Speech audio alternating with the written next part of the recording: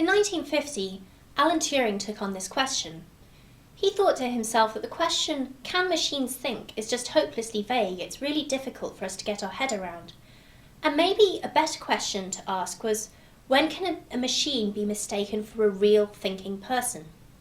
So Turing proposed the following thought experiment. He says, imagine that you're in a room and you're facing a barrier. And behind the barrier, there's a human and there's a computer.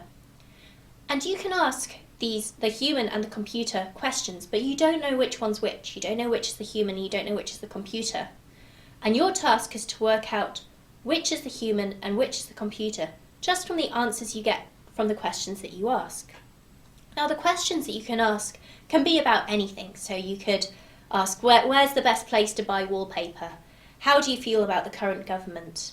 Do you like ducks? Whatever. And you take the answers that you get. And Turing says when we get to the point that we cannot decide which is the human or which is the machine, or if our decision about which is which becomes arbitrary, then we have managed to build a machine that's capable of mentality, a machine that can think. It can think because it's been able to trick another human being. So this is an organism, or rather a machine, that's reached the appropriate level of functional complexity to count as having a mind. Now, if you want to see a fun cultural reference to this test, you can look at Blade Runner, where Harrison Ford's character is sent to find the replicants in a human society. So you have this human society, and then there are robots in the society which look and act a lot like humans. And it's Harrison Ford's job to weed them out. So he applies something like the Turing test. He asks the machines and the humans lots of different questions to try and work out whether what he's talking to is a replicant, a robot that's pretending to be a human, or a human. So how good is the Turing test for testing whether a machine can think? Here are some problems that philosophers have levelled at it. First of all, it's language-based, so all we're testing is for an intelligence that can communicate via language. We couldn't, for instance, check for animal intelligence if those animals couldn't speak languages. The second problem with the Turing test that people have raised is that perhaps it's too anthropocentric, because what we're testing it for is whether a machine can be mistaken for being a human being. Well, that means we're testing for human intelligence, and surely it seems very chauvinistic to think that the only intelligence worth studying is human intelligence. There could be lots of different forms of intelligence out there, which could be realised by a machine, but which we're not allowing an opportunity to shine through using the Turing test. The third problem with the Turing test is that it doesn't take into account the inner states of the machine. So take, for example, a machine that's doing a sum, and you asked it, what's 2 plus 8? Now, you could have a machine that does some sort of calculation. It thinks 2 plus 8, adds the two things together and gives you the answer, 10. But you could have a machine that's programmed in a certain way that when it receives the input 2 plus 8, it rattles through its files and comes to a file which says 2 plus 8 on it, pulls it out, opens it up, and it says 10, and it throws out the answer 10. Now, in the first instance, we want to say that that machine is doing some kind of computation. It's going through some kind of process, thought process. Whereas the second machine is just retrieving a file. Now, if it were possible to build a machine that could pass Turing's test just using a file system, then surely this is a bit worrying, because we don't seem to have a thought processes. We just have a machine that can retrieve lots of different files and spit out the answers. Now, this isn't necessarily a killer flaw to Turing's plan. First of all, you could argue that a machine that just pulled out files according to the questions that it was asked probably wouldn't be able to pass the test. It would have to have such a gigantic file store and such a huge database searching system that it just wouldn't be the type of thing that could pass the test. Secondly, any kind of machine that could pass the Turing test, perhaps we don't want to go all the way and say that it has mentality, that it can have thought processes, that it can have mental states.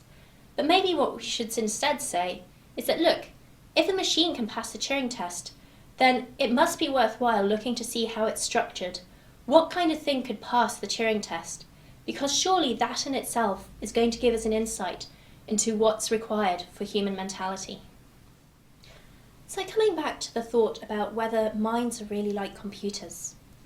Imagine that we did build a computer that could pass the Turing test. Would this properly count as having a mind? The philosopher John Searle had some very interesting things to say about this. He introduces the following thought experiment. He says, imagine that you are in a room and there are two slots entering the room, one that says I and one that says O. And what happens is you get symbols on bits of paper that come through the I slot. Now in your room you have a book, and in the book is a list of algorithms about what to do depending on the type of symbol you receive. So if you receive a symbol, it might say, if you receive a symbol of type A, put out a symbol of type B. So you have a steady stream of symbols coming in, and you look up in your book what you should be putting out again. And let's imagine that you just have a whole stack of these symbols available to you in the room. So you receive a symbol, you check in your book what you should put through the output box, the O box, you pick up a symbol and put it back through the O box. Now imagine that, unknown to you, these symbols are actually Chinese. And the person who's feeding in the symbols is a Chinese speaker who's asking you questions. So what's happening is that you're receiving questions and you're actually giving out answers. And the rule book is such that you're actually giving out really quite coherent answers. In fact, you're realizing something like a machine that would pass Turing's test. So the Chinese speaker outside really believes that she's conversing with another Chinese speaker. Now, the big question that Searle asks is, well, I, the person inside the box, or the person inside the room, don't understand Chinese. So although I'm able to converse with this Chinese speaker in a way that seems perfectly coherent to the person outside, I myself have no understanding of what I'm doing. It doesn't make sense to say I understand Chinese because I don't. All I'm doing is looking up rules in this logbook. And Searle points out that this is just how computers work. Computers receive inputs, and then their program is like the logbook. The program tells them what sort of output they should give. So they check up or they run through a list of rules and see that given a particular input, they should give a particular output. But Searle's point is that that machine can never itself be said to understand Chinese. That machine isn't thinking. That machine is just putting on a very good simulation of a thinker, a simulation that's so good that it could fool someone on the outside, but a simulation that can't possibly count as thinking itself because there's no understanding involved. And this is one of the most important questions that's been levelled at the computational metaphor of the mind. We're saying minds are like computers, that minds take inputs, manipulate them, and send out outputs. Then where does the meaning come in? This ties back to one of our opening questions, the aboutness of thoughts.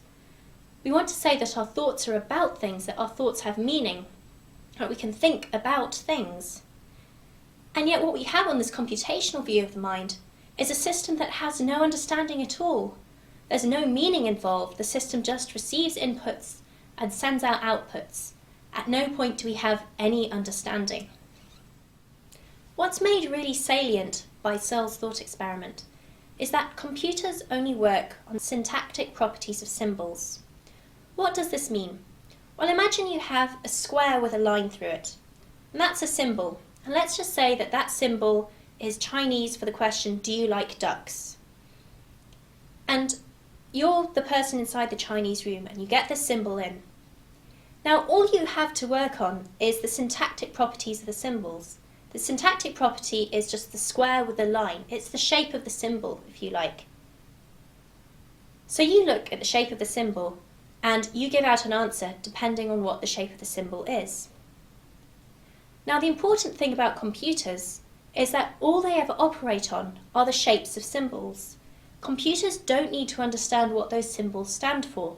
The computer doesn't need to understand that a square with a line through it means the question, do you like ducks? All it needs to be able to do is run its program so that it knows what the correct output to give is there. But this is misleading because what's very important for human thought are the semantic properties. Semantic properties are what that symbol stands for. So the square with a line through it stands for the question, do you like ducks? What it stands for, the meaning, is known as the semantic property of that symbol. As humans, we can look at that symbol, and provided we understand the code, we know that it stands for the question, do you like ducks? But a computer doesn't need to know that. A computer just needs to know how it ought to change that symbol and give a particular output. This is Searle's point. He says that a system, no matter how functionally complex it is, even if it can pass something like the Turing test, that only ever works on the syntactic properties of symbols, the shapes that they get, will never be a proper thinking system, because it will never have the aboutness. It will never be able to understand the semantic value of those symbols. And intuitively, in order to have a thinking system, you have to have a system that understands the semantic properties of symbols as well as the syntactic ones. That's how we get the aboutness of thought.